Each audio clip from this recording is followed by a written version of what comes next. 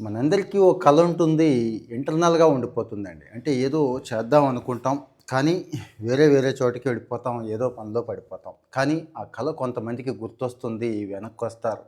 అంటే ఆ రోజు ఎంత మంచి పొజిషన్‌లో ఉన్నా, ఎక్కడున్నా గానీ మళ్ళీ వెనక్కొచ్చేసి ఏ కల అయితే ఉందో, ఏ కల అయితే చాన్నాళ్ళ నుంచి కంటున్నామో, ఆ కల నిద్ర పట్టనివ్వకుండా చేస్తూ ఉంటుందండి. దాన్ని నిజం చేసుకుంటారు. ఏంటి ఇంత గొప్ప హైప్ ఇచ్చారు అంటారేమో.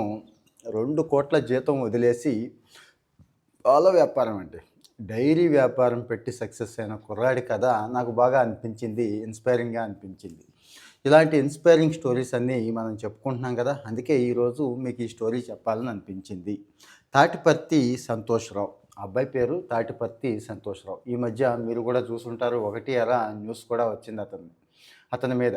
ఎక్కడ అమెరికాలో 2,00,00,000 ఉద్యోగం సంవత్సరానికి ప్యాకేజ్ అండి. దాన్ని వదిలేసి పల్లెటూరుకొచ్చేసి ఏది అమ్మా, నాన్న ఏ ఊర్లో అయితే ఉన్నారో ఆ పల్లెటూరుకొచ్చి అక్కడ ప్రూవ్ చేసుకోవాలనుకున్నాడు. ఎందుకు ప్రూవ్ చేసుకోవడం అంటే ఆ పల్లెటూరులో అమ్మా, నాన్నని ఇబ్బంది పెట్టారండి. ఒక రకంగా ఫెయిల్ కింద చూపిచ్చారు ఆ తల్లిదండ్రులని.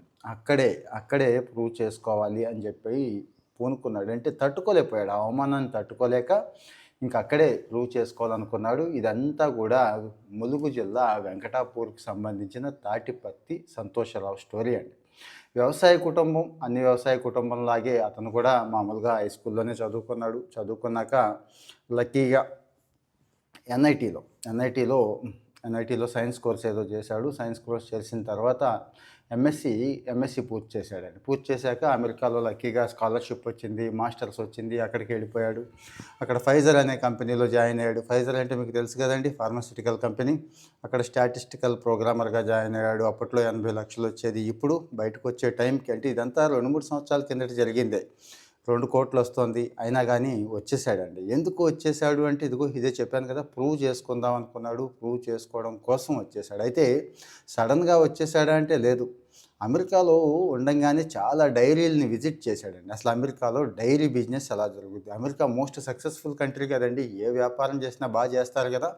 సో, ఈ డైరీలు ఎలా రన్ చేస్తున్నారు ఏంటి అంతా చూసాడండి. అంటే వాళ్ళు పశువుల్ని పెంచుతున్న విధానం, పాలు పితుకుతున్న విధానం, మేత పెడుతున్న విధానం. మనం ఏదో 4, 5, 10 పెడతాం గదా! వాళ్ళు అలా ఉండదండి. 100, 200, 500 పశువులను పెడతారు. చక్కగా ఆర్గనైజ్డ్‌గా చేస్తారు కదా! అవన్నీ కూడా అబ్జర్వ్ చేశాడు. ఆ కొత్త విషయాలన్నీ వీకెండ్స్‌లో ఎప్పుడు ఖాళీ ఉంటే అప్పుడు కొత్త విషయాలన్నీ అక్కడ నేర్చేసుకున్నాడండి. మన వాళ్ళు దీనికి సిద్ధంగా ఉండరు. మన వాళ్ళలో ఎక్కువ ఫెయిల్యూర్ ఎక్కడుంటుందంటే దాన్ని స్టడీ చేయరు. మార్కెట్టే స్టడీ చేయరు. ఇంకా బిజినెస్ స్టడీ ఏం చేస్తారు? దానివల్ల ఎక్కువ మంది ఫెయిల్ అవుతున్నారు. మీరు అవునన్నా కాదన్నా ఇదే కదా వాస్తవం. సో, మరి స్టడీ చేయాలి. అంటే ఈయన ఎగ్జాంపుల్ అండ్ మెయిన్ ఈయన ఏదైతే ఈ సక్సెస్ స్టోరీ మనం ఇస్తున్నామో ఇది చెప్తోందండి. సో, ఇక్కడికొచ్చేసాడు. వచ్చేసిన తర్వాత కూడా ఇక్కడ కూడా స్టడీ చేయడం మొదలెట్టాడు. కొన్నాళ్ళు వెంటనే ఉద్యోగం మానేయకుండా వర్క్ ఫ్రమ్ హోమ్ చేస్తూ డైరీ ఫార్మ్ ప్రాజెక్ట్ గురించి ఇక మొత్తం అంతా రెడీ చేసుకున్నాడు. రెడీ చేసుకొని మొత్తం చేతిలో ఉన్నది మొత్తం వాడేసి పొలం కొనేసాడండి. ఒక 25 ఎకరాల దాకా పొలం కొనేసాడు. పొలం కొనేసి ఇక తిరగడం మొదలెట్టాడు. బ్యాంక్ లోన్ కోసం ఒక 4,00,00,000, 5,00,00,000 ఎవరైనా లోన్ ఇస్తారా? ఇవ్వకపోతారా అని తిరిగితే ప్రతి చోట రిజెక్షనే. మీ అమ్మా నాన్నని తీసుకురా చూద్దాం అనే వాళ్ళ దగ్గర నుంచి అసలు అంత మంచి జాబ్ వదిలేసి ఎందుకు వచ్చావయ్యా నువ్వు? ఇక్కడ ఏం సక్సెస్ అవుదామని వచ్చావనే బ్యాంక్ మేనేజర్లే గానీ సపోర్ట్ చేసినోళ్ళు లేరు. కానీ ఒక్కాయన మాత్రం సపోర్ట్ చేశాడు. ఒక 4,00,00,000 లోన్ ఇచ్చాడండి. లోన్ ఇచ్చాడు. ఇదంతా రీసెంట్‌గా జరిగిందే చెప్తున్నాను. ఇక్కడ 2024లోనే ఒక 4 ఎకరాల్లో 2 షెడ్‌లేసాడు. ఏది మొత్తం 25 ఎకరాలు కొన్నాడు కదా! ఇక్కడ 4 ఎకరాల్లో 2 షెడ్‌లేసేసి ఒక 100 గేదెలను ఒకేసారి పంజాబ్ నుంచి మేలు జాతి గేదెలుంటాయి. అక్కడ 10, 20 లీటర్లు చాలా తేలిగ్గా ఇస్తాయని తెలుసు కదా!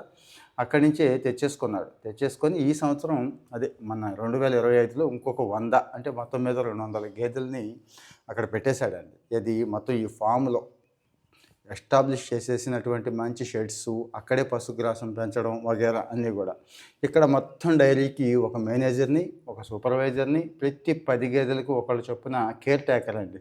అంటే హాస్టల్‌లో పిల్లలకి ఎలా అయితే ఏర్పాటు చేస్తారో అలా అన్నట్టు ఒక ఏర్పాటు చేసేసి ఇంకా వాళ్ళ పనిలో వాళ్ళు పెట్టేశారండి.